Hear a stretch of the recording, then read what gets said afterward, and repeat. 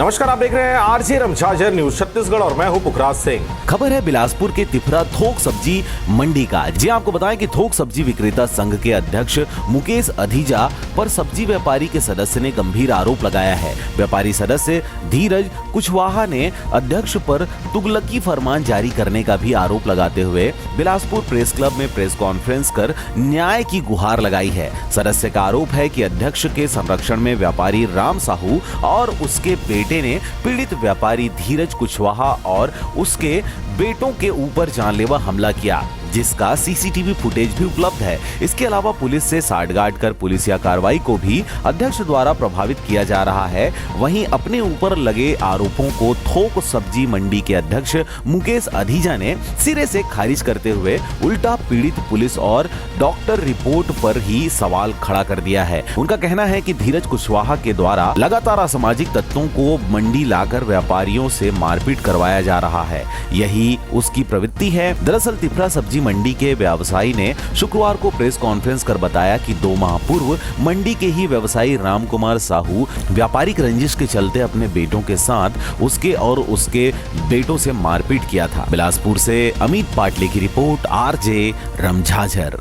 कहा जाता है जो कि नॉन अवेलेबल होता है। अब वो रिपोर्ट जो थी वो 7 दिन में भी आ सकती थी, तो उस रिपोर्ट को आने में 2 महीने क्यों लगे, इस बात की जांच तो शायद आप लोग को करनी चाहिए।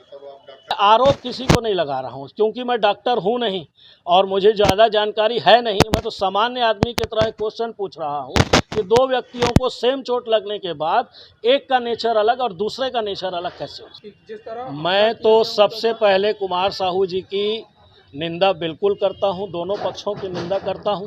सबसे पहले विवाद को शुरू करने वाले कुशवाहा जी थे और उसके बाद में साहू जी के परिवार के द्वारा विवाद किया गया था। किया गलती दोनों ने था, मैं किसी का यहाँ पे समर्थन नहीं करता हूँ। चूँकि आप लोगों के पास में एक पक्ष की जानकारी थी और मैं यहाँ पे दोनों पक्षों की जानकारी देने का काम कर रहा हूँ, मैं उससे ज़्यादा कुछ नहीं कर रहा हूँ।